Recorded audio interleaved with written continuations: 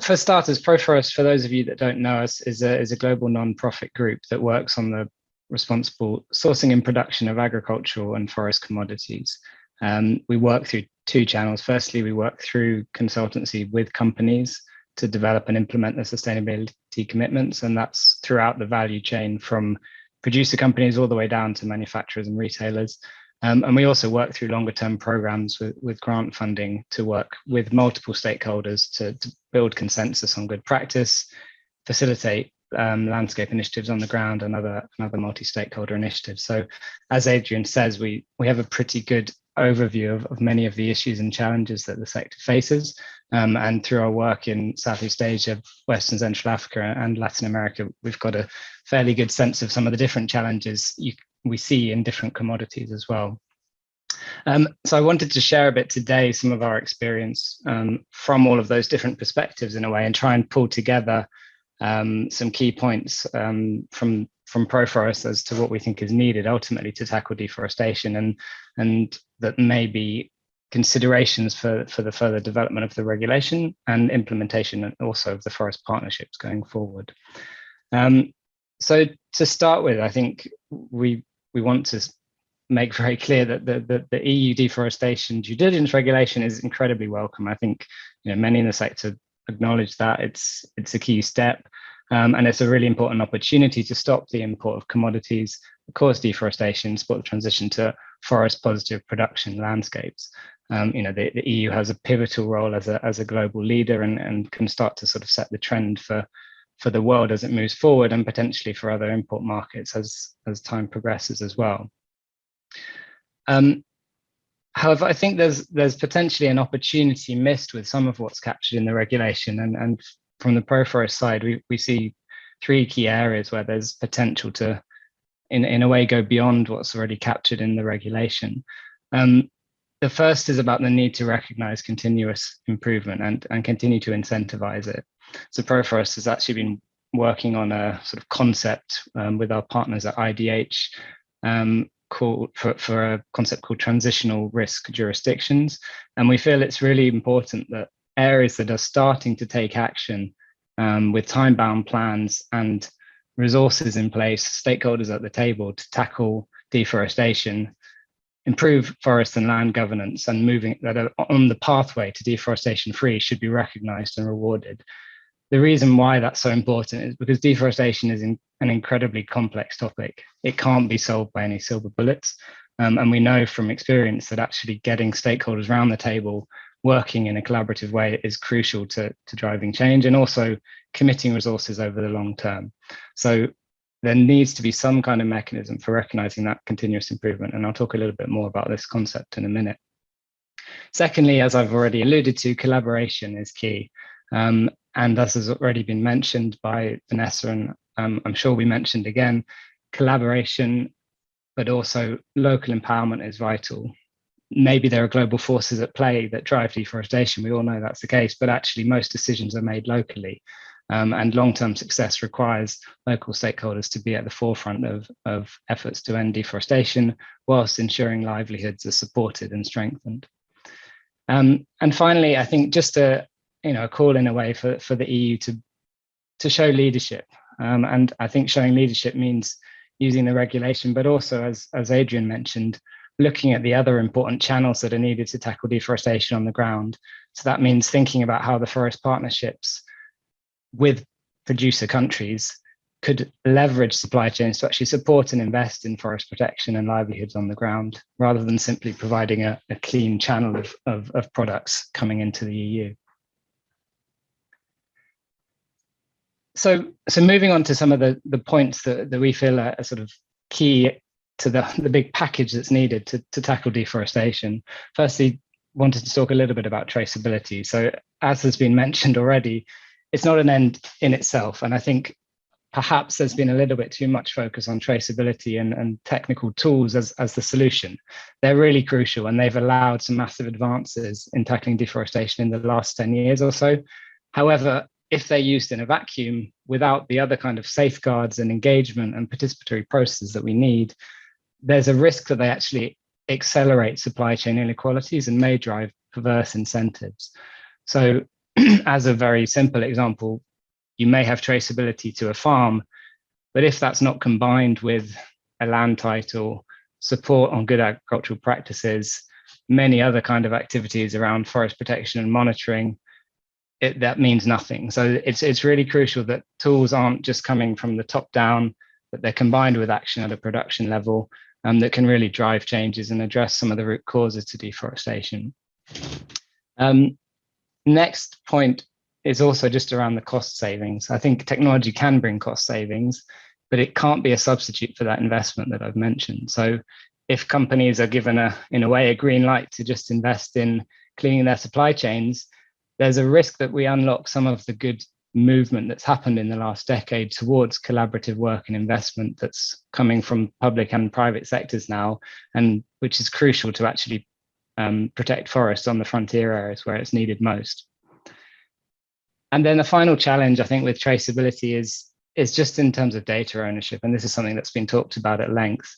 Again, if tools are coming from the top down in supply chains, I think there's some serious questions about who owns data on traceability, who owns data on farm boundaries and properties. We have significant imbalances of power in supply chains as it exists. And it's likely to be smallholders who come off worst if data is being aggregated and not giving them the benefits that they should be getting from having, the IP of knowing where their farm is and being able to then get some of the benefits that could come from more sustainable and equitable supply chains.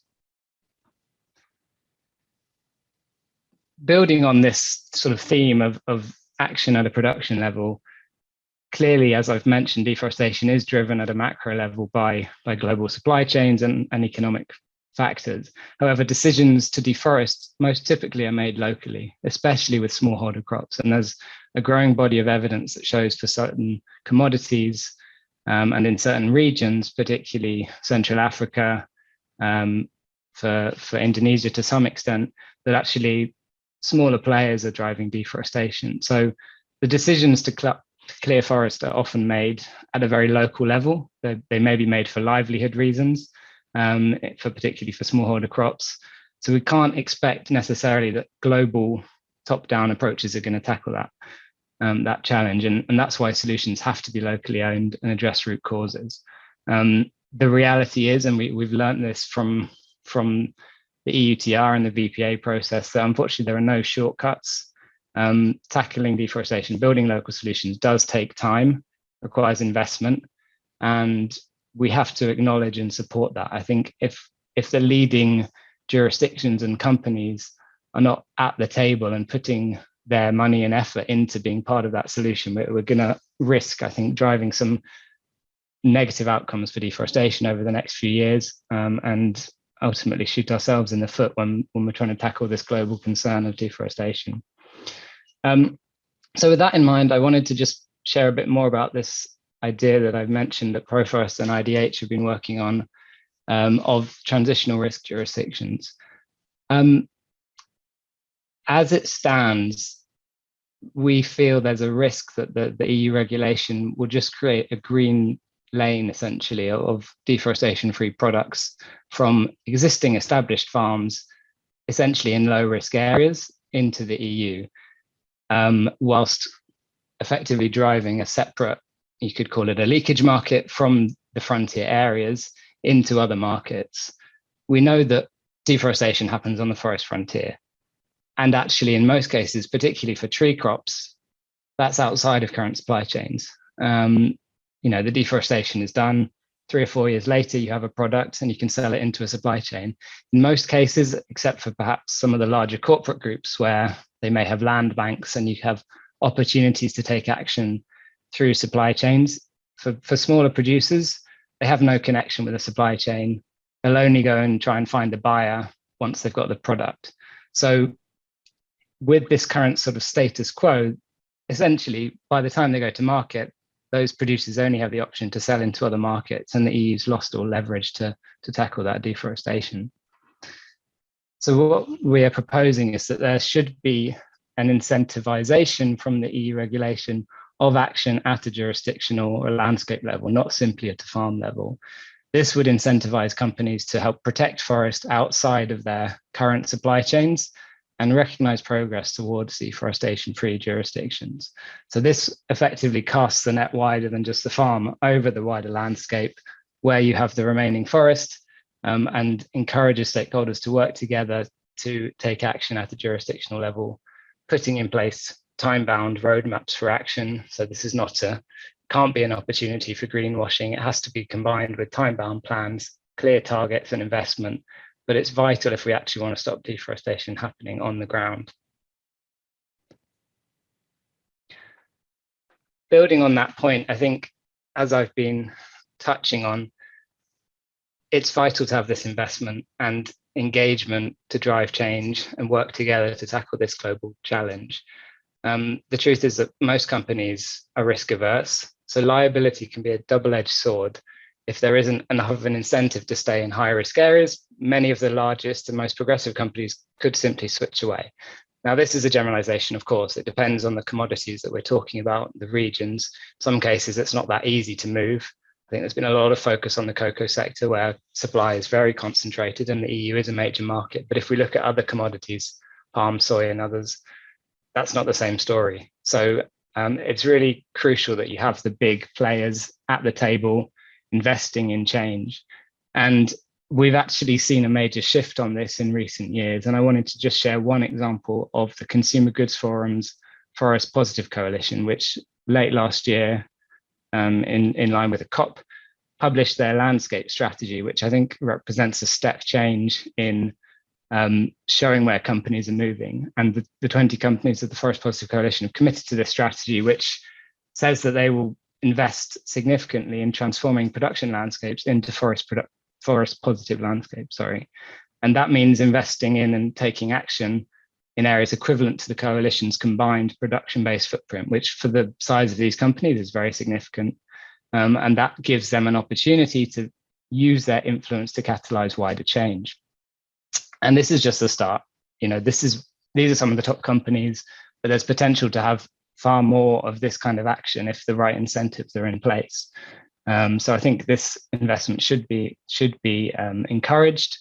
It has the potential to unlock and be combined with other funds from public sources, from donors and elsewhere. And if we get the right balance of transparent reporting on progress, this could be a quite significant game changer. My penultimate slide, I wanted to pick up on one of the points made as well in terms of how it's so important that we learn from where appropriate, recognize, but also strengthen existing tools and approaches. As has been said, we know that there's a lot out there, certification schemes, monitoring and traceability systems, landscape jurisdictional approaches, sectoral approaches that have been doing a lot of good work over the last decades to start shifting the needle on deforestation. I think it's been said by many that they have failed, some of these voluntary approaches, but I think actually that doesn't do justice to the complexity of the problem and the need for this smart mix of tools to really tackle it over the long term. So we feel the regulation could set clear consensus-based criteria that recognize some of these good practices that already exist, and that none of these tools are silver bullets, as I've said. We have to be honest and recognize that not all of them are equal either. Not every certification scheme is the same. Not all monitoring and traceability systems are the same. But if we don't build on what's already there, we risk losing the lessons that we've learned. We risk probably quite an inefficient implementation of some of these actions going forward as well. And I think also most crucial here is that we look at action at multiple scales in producer countries. And I wanted to just share a few examples here as well from work that Proforest involved in, but also other partners and initiatives. So firstly, at a regional, national level in producer countries, there's some really crucial work that's been happening. I've got a few examples just from Western Central Africa, from the Africa Palm Oil Initiative and the Cocoa and Forest Initiative, that have been helping to set national policies and targets for how they're going to transition to deforestation free, support livelihoods, and take all of the actions that you need ultimately to tackle deforestation. that provides your policy framework, and that's really crucial. The Africa Palm Oil Initiative was starting really through the Marrakesh Declaration, which was signed by 7 West and Central African countries 6 years ago. Now, each of those countries has a secretariat, they have national plans, and they're looking to move beyond palm into other commodities. So it provides a blueprint for how you can do that and think about implementation in those countries. We also have national standards, palm national standards from Southeast Asia, climate smart cocoa standards from West Africa. These provide a really important starting point. They allow you to deliver scale, and this is something that some of the voluntary schemes have never done. So there's a lot that could be built on there, could be incentivized and invested on for improvement over time.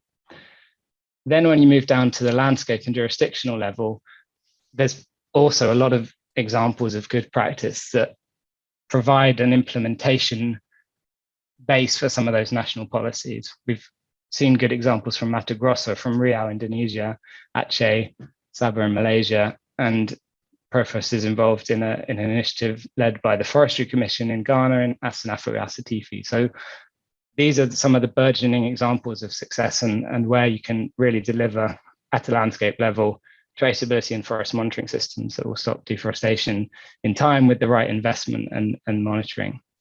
And finally, also at a local level, within a landscape, who's actually implementing the actions that you need with farmers, with cooperatives and communities. And there's plenty of good examples. I'm just picking on one from Indonesia that Proforest has been involved in through 2 programs where we've been supporting village facilitators to work with communities on local land use planning, forest monitoring, village regulations, and many other activities that are proving to really gain some traction, and working with the Indonesian government to align with some of their programs on social forestry and the Peak Care Village program as well.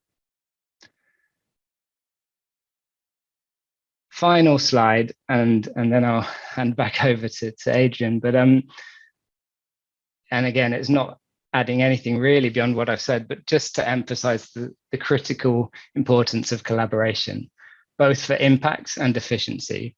As I've said, we need to collaborate so that we're tackling deforestation before it enters individual supply chains. We've got to get ahead of the curve. If we collaborate, we can bring efficiency. It does come with some complexity in the short term. Every stakeholder at the table has a different perspective, but with patient processes and engagement, that starts to change over time and is crucial. And finally, it can free up funds to be directed to on-the-ground activities where the investment is really needed.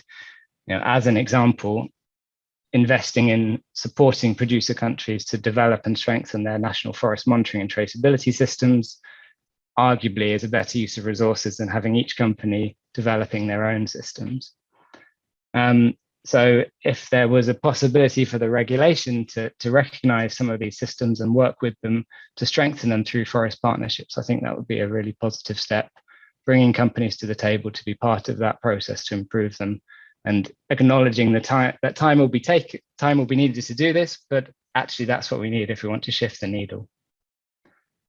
Thanks a lot. I'll hand back to you, Adrian.